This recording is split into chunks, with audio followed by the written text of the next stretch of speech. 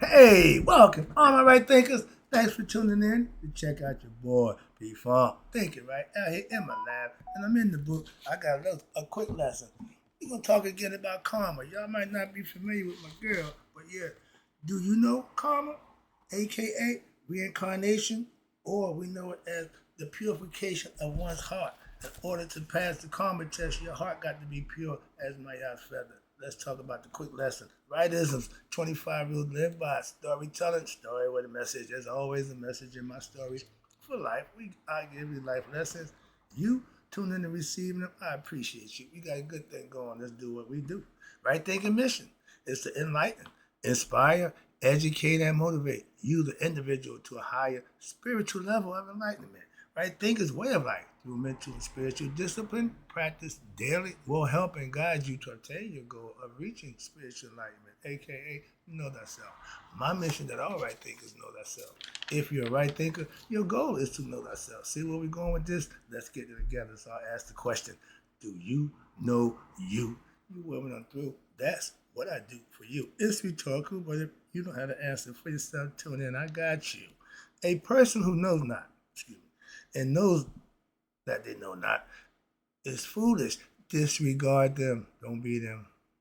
A person who knows not and knows that they know not is simple, but you can teach them. That's why I do what I do for you. I appreciate you too. Stay tuned. I got more for you. A person who knows not and believe and think that they know is dangerous, avoid them. I do. A person who knows and knows not that they know is spiritually asleep. I can awaken them. I'm the spiritual alarm clock here to wake you up with knowledge of self. That's what I do for you. A person who knows and knows that they know is wise. Follow them. All these persons reside in you. Right thinkers, know thyself and to my art be true. Right thinkers, let's talk about again P-Funk philosophy says, do you know karma, aka reincarnation, or how to purify one's heart to pass the test of Maya? Like the judgment scene I gave a few minutes ago. Let's talk about karma right quick. All right, the karma and reincarnation. The words karma comes from the Indian philosophy. It means action, okay? But it's the equivalent to Kemetic term that we use called IRI, A-R-I or I-R-I.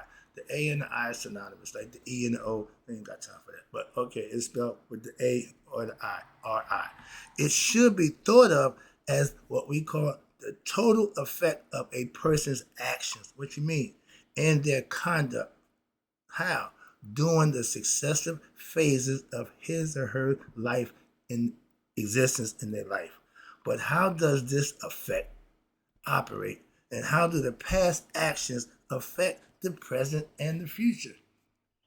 If you understand karma, when you die, you are checked. We're going to get there. But karma is you being responsible for what you say. You get what you deserve.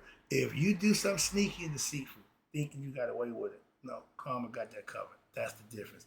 If you do something that's good and recognized as a good deed, God will bless you. So you got two different routes you can take. That's what Mayat means. You can take your route, take the right route. Ain't but two ways. One way, the right way and the wrong way. One yours and one the right way.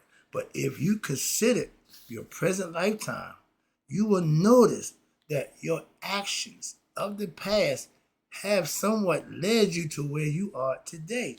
In much of the same way as the fruit tree planted today will bear fruit in a few years. Again, same concept about life. Your experience, your life experiences from the present life or even from previous lifetimes. Why you say that? Because all spirits are what? Passed down. Ain't nobody pure. Okay? No, ain't no pure spirit. Spirits have been here a while. They all used. Okay? Used car salesman. We selling used souls. All right.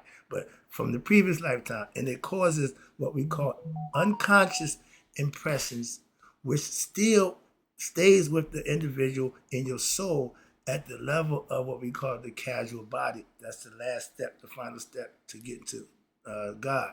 But in your deep unconscious, emergent thoughts and desire, never reminds me, it's the unconscious impressions which constitutes the emergent. No, excuse me.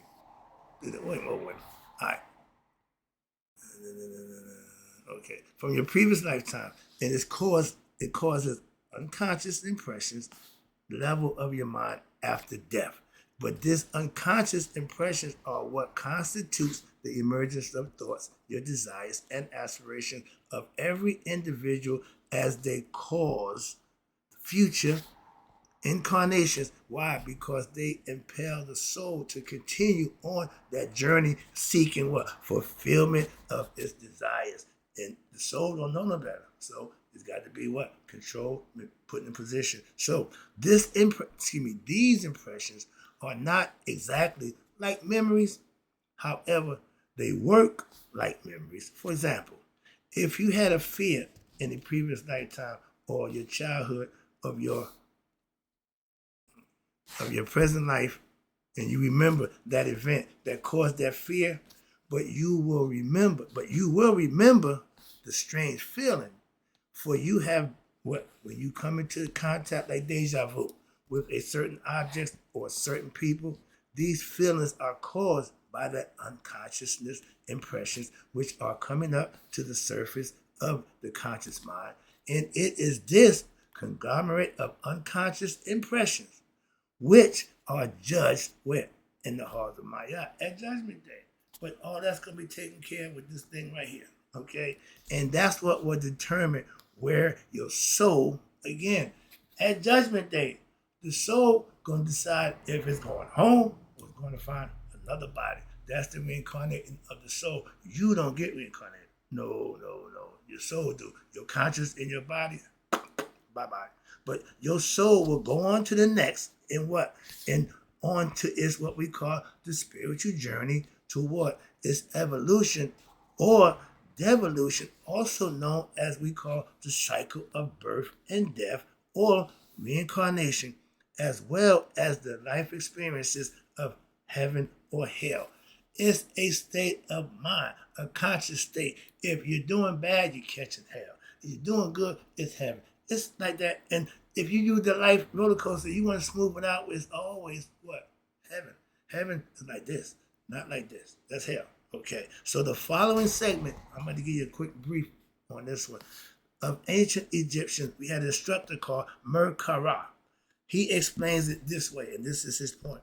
Pay attention. This is good stuff. This won't take long. My man Patton said, it don't take long to tell the truth. I got one good one for you. You know that they are not merciful. Who is they? At Judgment Day, the day when they judge you, the miserable one. What I mean is if your day of judgment, your heart gonna stand for you. And if you know within your heart that you was not a good dude, good person, you know you're a miserable person. And don't count on how long, nope, they're gonna break it down for you. I don't get too much personal. But this is the idea about you being responsible for you. At Judgment Day, it's too late to say, no.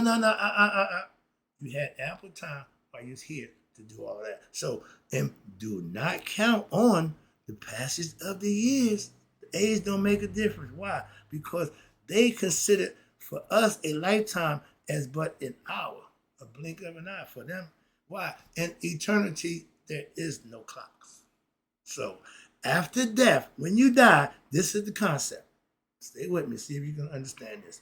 Man remains in existence in the duat, the casual plane, the holding plane for the spirits, okay? Like the holding plane for at the precinct. They put you there with a bunch of other people. Y'all all in the same group, waiting to find out where y'all going. I love that analogy. I hate that it got to be a prison thing, but yeah, I'm familiar with that too. But now, it remains in existence for a while as this what? It's accumulated acts will set beside him by who? Karma. Karma is the one that at Judgment Day, she's going to come bring you, yeah, this is yours. Well, wait a minute, no. This is yours. All that stuff you thought you got away with, all the stuff that you put together and, achieved and however you got it, all that's going to be answered for now. And that's what's going to what? Weigh the heart down. You know what that means? Heart heavy in the feather, gets to eat. And she is fat as all get up. I just did less about so much ignorance. Why we oh Lord, I can't get into that right now. But I'm seeing ignorance it's getting not getting better. It's getting worse. We getting more ignorant. What the hell? Hard as I'm teaching, I don't see no results yet, and I'm a little worried about that. But again, at death, All your actions accumulate and karma brings it, drop it off. So life in the other world, the afterlife is another world where it's eternal. I mean, it's forever. And if you don't know who you are, you're not conscious of who you are, you can't go to forever. Why? Everybody knows themselves. Like the bar cheer. Don't you want to go where everybody know their name? That's heaven. Okay, concept bar for me. All right. So in order for you to make it to the eternal world, there's some things that you have to do while you're here. This is the experience that we have before. And if you fail, but he who arrives at judgment day without sin, meaning your heart is pure, your heart is light as a feather, the judge of the dead, when Anubis and Tahuti standing watching, Asar sitting on the throne watching, he will be there as the netter. And if you pass that test, you now will walk freely and do with the masters of eternity. But when imagine knowing you forever. I want to be me forever. So I'm knowing thyself when I'm here. Why? That's what I need to do to get to the next life. You should be trying the same thing. Why? Because your opportunity. I don't believe in that. Okay. No problem. I've had it. So again, this lesson ain't gonna be long. Let me get to the next part of this because this is the fun part. The reference that we just spoke about above means your acts, meaning accumulated beside you, that alludes to your unconscious impressions, which are formed as the result of your own actions while you was alive, while you was participating in those sneaky and deceitful things that you thought nobody knew about. That's yours. And it's going to make your heart heavy. So yeah, you're going to fail. Simple as that. Anybody's ignorant at judgment day, you will fail. Simple. So these impressions can be either positive, living right, doing right, they teach you that part, or negative, being ignorant and doing you. Positive impressions, righteous living, right thinkers, your impressions are developed how? Through your daily positive actions, selfless service, righteous living, your lifestyle, righteousness, you live in maya and virtue. This implies living according to the precepts of the mystical wisdom of being a follower of what we know to be Haru or Shimsu of Haru, which is the followers of Haru, which is the spirit that's in me and you, the sons of Aset. These actions draw one closer to harmony and peace within oneself. Other than that, you're creating what? Disharmony within yourself, and you got nobody to blame but yourself. So thus, when you pave the way to self-discovery within oneself, the negative impressions are developed through sinful action. Dun, dun, dun, dun. There you go, set, there go the ego. And they are all related to your mental agitation, your mental disharmony, your mental restlessness. All that weighs on the mind. And what's on the mind is on the heart. If the mind is heavy, the heart is heavy. So this implies that your acts are all based on anger, fear, desires, greed, depression, gloom, etc. That's all egoistic Satanian qualities that you have in an individual, and you need to get rid of them. These actions is what draw one into what we call the outer world, the physical world of human desires, pleasures of the flesh, wanting materialistic stuff. They distract your mind and do not and will not allow your true intellect, Sa, to function at its best, meaning having understanding. You're going to be confused. You're going to be not understanding things that you should be doing. Thus, your existence at this level is closer to what we call beastly, animal nature, being based on an animal's instinct. When you want to have sexual pleasure, when you feel like you want to get horny, you go have sex. Animals do the same thing. That's not what humans do, okay? So that's the level that you're living on.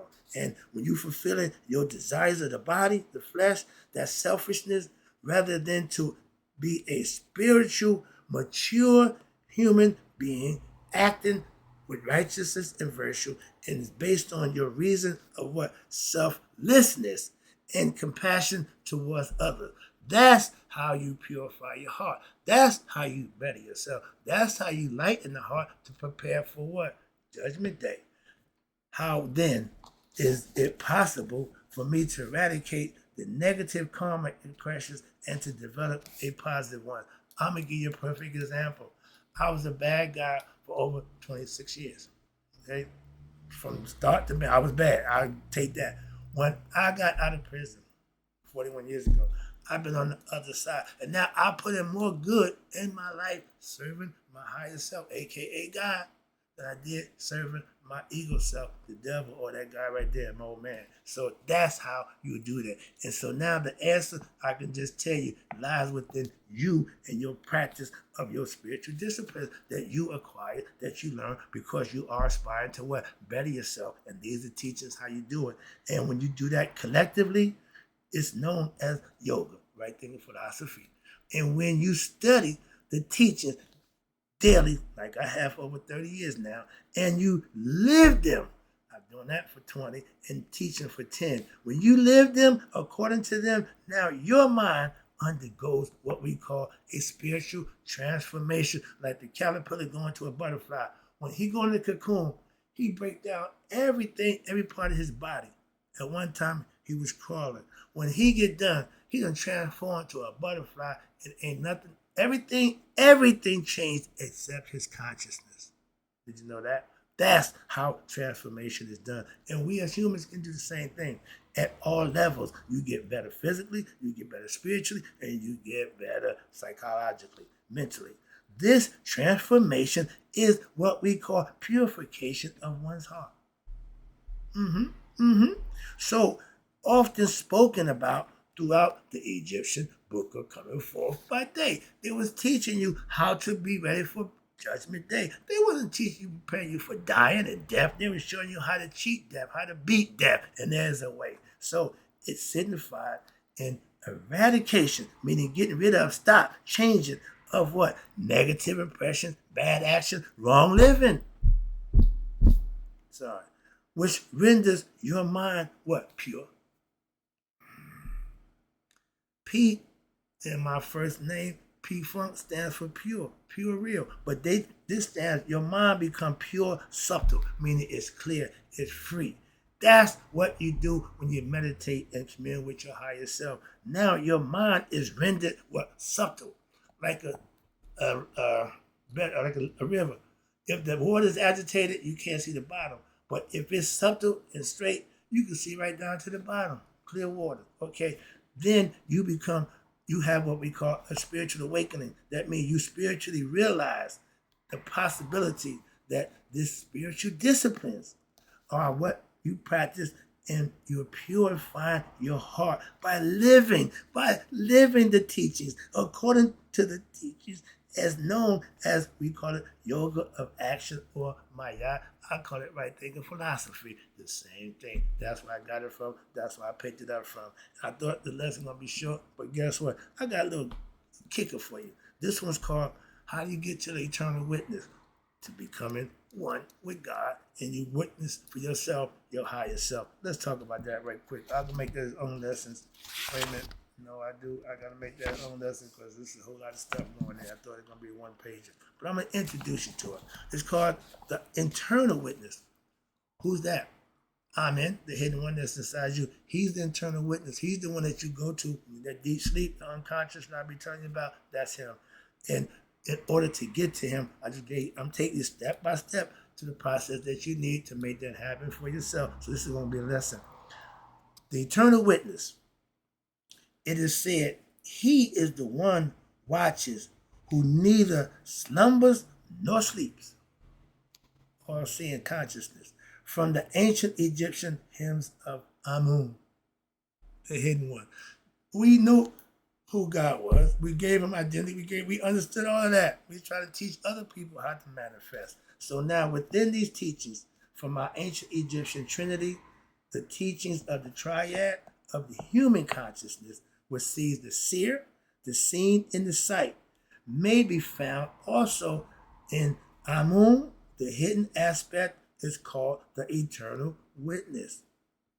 He sees all internally. He's the spirit that's inside you that sees all.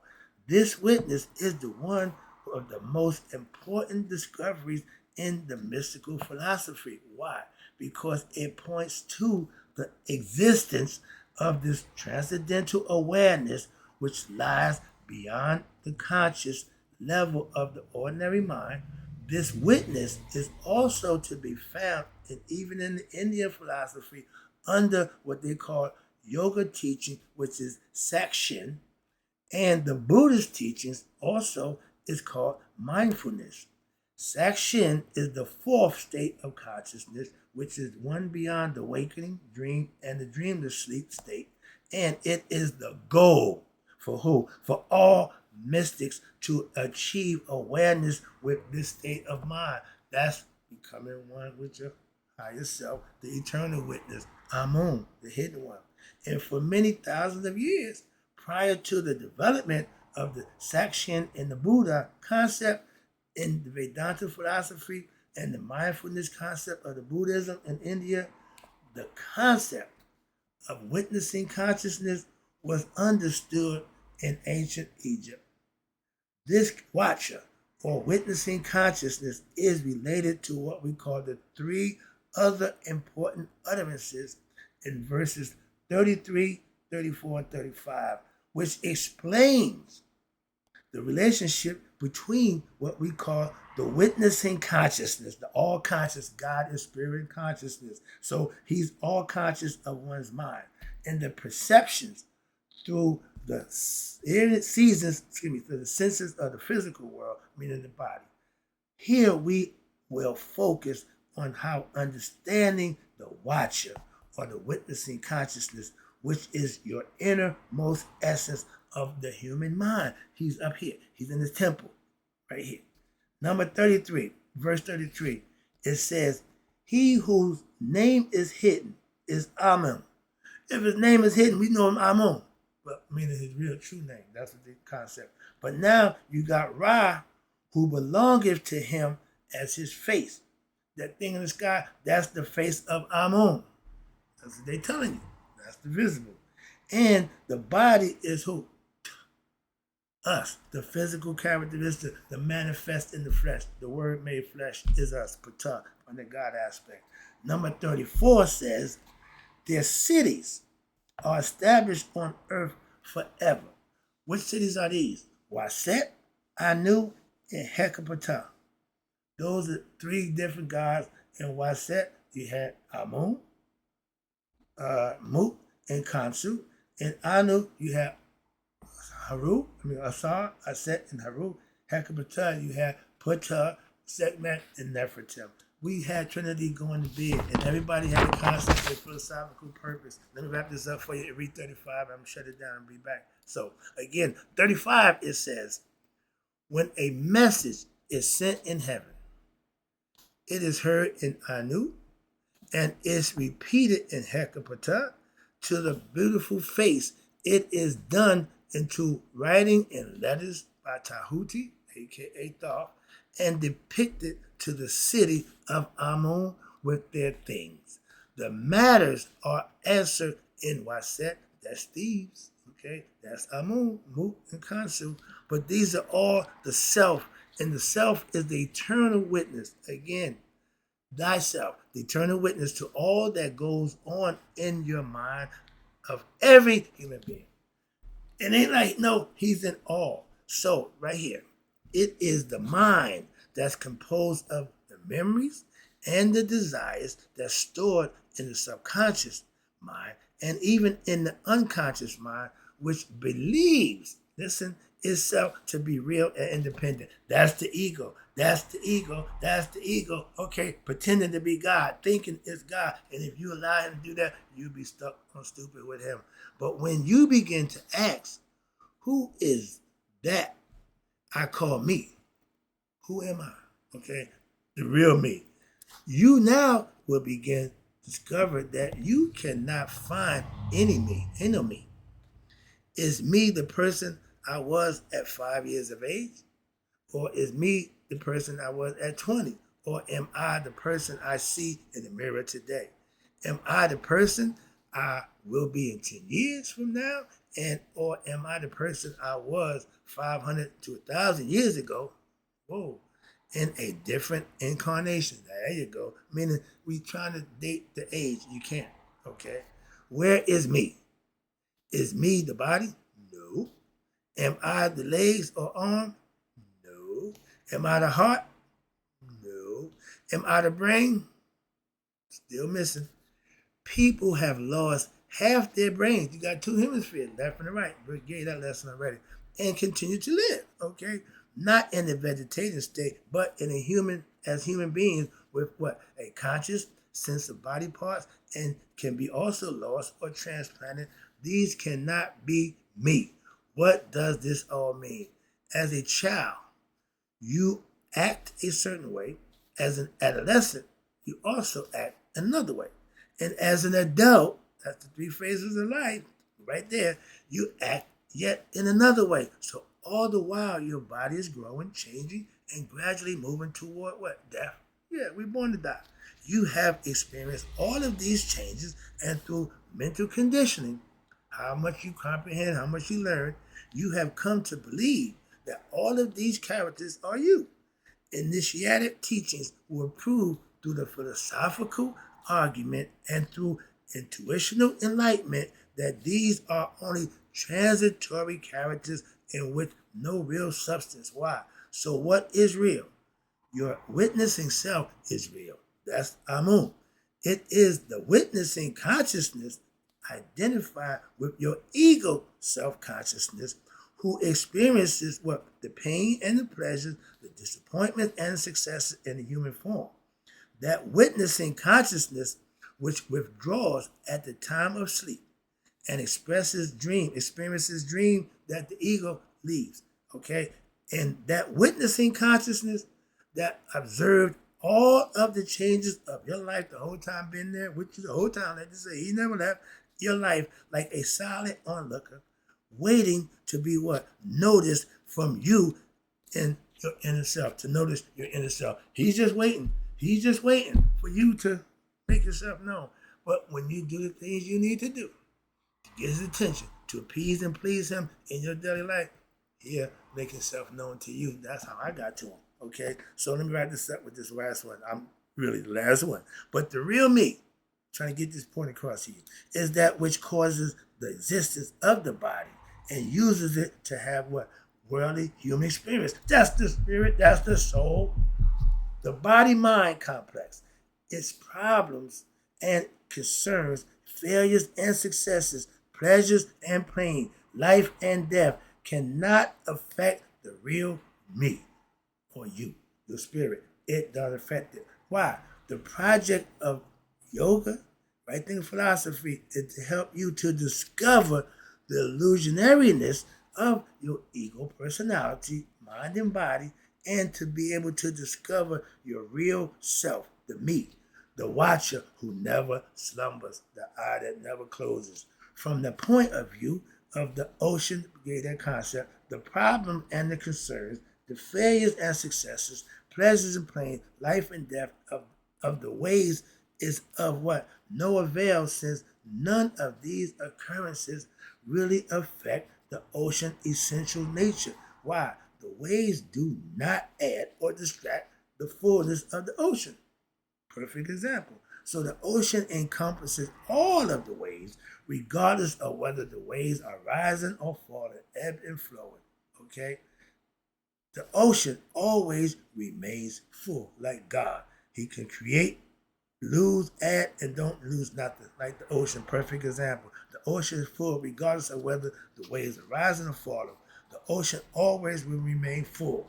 Likewise, the real you is always embracing the fullness of his divine self within you. And at every moment, it ain't went nowhere. Just as the sun shines and sustains all the activities in the world, the consciousness of God is a light which shines on in things and allows things to exist in the same way that you are the sole witness and support of the entire world, which arises out of your mind when doing your dream. So the self is your unaffected witness that supports of the entire world process, and the world is merely a reflection of the true self. This silent witnessing is the kind of vision You must engender third eye of your mind as opposed to the one which constantly agitated the first two to see out and upset by the passing problems of your human existence. This is the divine vision that leads an aspirant right thinker to what we call spiritual enlightenment or immortality. The whole period of things done on earth is yet but a period of your dream. For ancient Egyptian philosophy, the sons of the harpies, they said, you do here, we'll find out if you make it there. What you do here will determine if you make it there. That's why this is the test, human experience. Did you pass? Or are you ready to pass? If not, tune in. I'll help you with that. I'm good to go. Don't you know? In closing, right thinkers, may you all live to be 100. Me, 100 miles a day. So I never know that my right thinkers now who understand the eternal witness and karma and reincarnation have passed away. I'm loving this.